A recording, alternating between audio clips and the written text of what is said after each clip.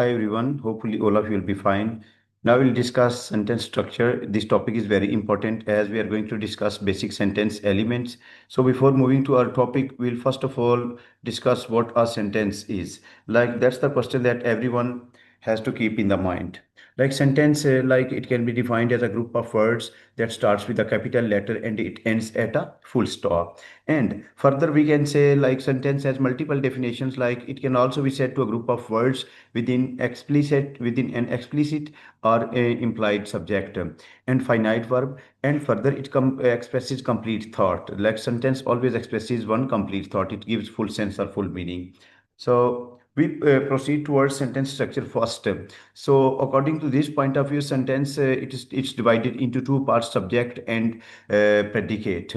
Like these two parts, they are the basic structural part of the sentence, and they make a complete sentence. Subject now it from this point of view it's defined as what the sentence is about, while the predicate it gives information about subject. This slide it can clarify what subject and what's predicate. So first of all we read these four examples. Ali plays football. Sarah is a lovely girl. He teaches English effectively. She takes tea in the morning. So in these examples, we analyze first of all, first example, Ali is subject while plays football is predicate because it gives information about Ali.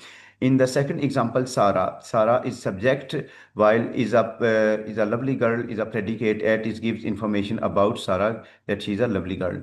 It's a subject and teaches English effectively. It gives information about subject. He teaches English effectively. She is a subject and takes tea in the morning. It gives information about she that she takes tea in the morning. So hopefully subject and predicate they will have been clarified for you.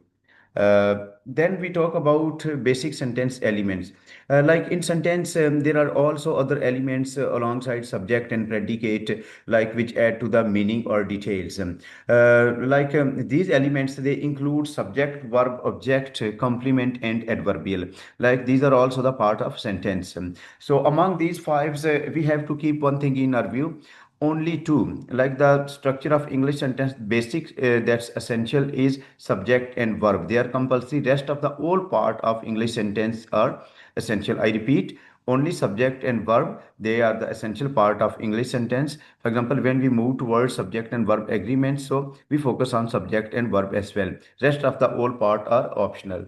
We proceed towards next slide. What subject is? Like it's the usually first thing that appears in the sentence. And further, we define it grammatically as well. Like it's the performer of an action specified in the sentence or the focus of sentence. So simply we can say subject is the word around which the every word in the sentence revolves. Like it's the subject that attracts other words in the sentence. Like that's the focus of sentence. For examples, these four examples are in point. Ahmed loves swimming. The naughty boy loves his class. Getting up early in the morning is a good habit. My father is a very caring man. So in these four examples, the like highlighted and underlined words, they function as subject. In the very first example, Ahmed loves swimming. Ahmed is subject. The naughty boy left his class. Naughty boy. The naughty boy is subject, and getting up early in the morning, that subject. And in the next and final example, my father is a very caring man. My father is a subject. Further, we talk about verb. A verb is a word that shows some action performed by the subject. It follows the subject. For example, when we talk about, like, it's the element in the sentence that gives the sentence meaning and makes it a complete thought. Like verb is the basic element. Like without its sentence can't be made. Like a group of words without verb can never express a complete thought. So verb gives thought to the sentences. Examples we talk about now and focus in these examples would be verb. Hamid loves his mother. Non-naughty boy left his class. Getting up early in the morning is a good habit. He was a very interesting character.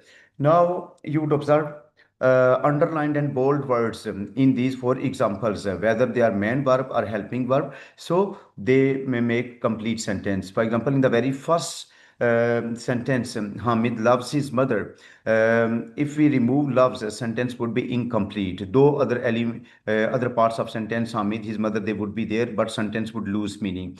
In the same way, in the second example, when we have clear-cut analysis, the naughty boy left his class. So if we remove the verb left, so sentence would lose the meaning. In the same way, in the third example, like when we proceed towards it, getting up early in the morning is a good habit. If we remove this helping verb is, sentence would lose meaning. And further, and in the final, he was a very interesting character. If we remove was, that's helping verb, so sentence won't convey complete thought. So verb, it gives complete thought to sentence. Further, we move towards object. So the object, we know very well, it's the receiver of an action performed by the performed by the subject. In other words, like subject performs action and object receives action. We have analysis of these examples. Ali bought a car this morning. The thief broke into the room on the opposite street. The nice man loves his wife dearly. I saw you last night. Now, in the very first example, Ali bought a car. So underlined word a car is object. Then in the second example, the thief broke into the room. The underlined word the room, like its object. The nice man loves his wife. So his wife in this sentence is the object. And I saw you last night. You pronoun is the object. So subject and object of a sentence, these are the usually noun and pronoun. Uh, Learners, we further talk about the types of object. Still, we will work on object. Like object, it has two types. One is direct object and other is indirect object. So what's direct object and what's indirect object? It's essential to have in mind. The indirect object, it comes first. Like if the two of them appear in the same sentence, and it is the one that benefits from the action of the verb. The direct object is a sufferer. It suffers from the action. Like direct object, it's the sufferer of the action in the verb. And the indirect object, it comes first, and it's the one that benefits from the action of the verb. So we have to consider the following examples. In these examples, audience, the first underlined part is the indirect object, while the second part is the direct object.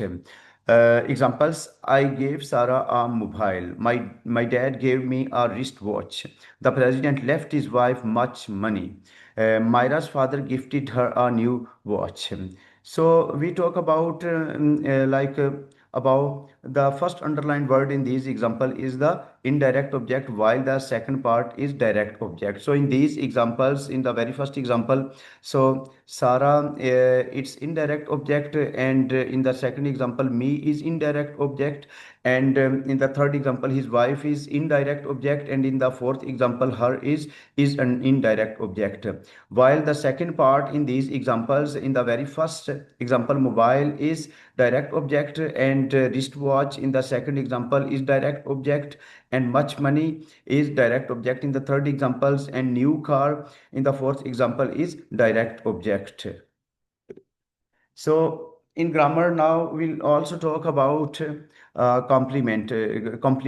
Like what's complement? Like it's a word, phrase, or clause that's necessary to complete the meaning of a given expression or sentence. So the complement is an attribute or quality, a quality of the subject or object. Like here, in other words, we can say it refers to the thing that contributes extra features to something else in such a way as to improve or emphasize its quality. Simply, it enhances the quality of subject or object. So that's why it's complement. Uh, when a verb be refers to, like it has various forms like is or am, was, were, so, or any other copula verb like seem, become, appear, takes place after the subject. So what comes after these verbs is not an object, rather it would be complement. Like here it refers back to the subject or object and tells more about it, more subject and object. So the grammatical classes, dear audience, that function as complement, they are usually adjective and noun phrases. So examples, they are in point. We have to observe these examples because they would clarify everything. Mariam looks happy. Hamid looks good in his new dress. She is a lovely girl. So he met the owner of the shop. I saw a bird. Now, when we talk about Mariam looks happy, so happy in the very first example is compliment. That's not object. Hamid looks good in his new dress. Good in his new dress. That's the compliment. That's not object. In the same way, Sarah is a lovely girl. Lovely girl. So this phrase is compliment. As we discussed, compliment it can be word or phrase. So he met the owner of the house. Owner of the house is the object of this and sorry this sentence. In the same way, I saw a bird. So a bird, like simply, that's not object. Rather, it's the complement of that sentence.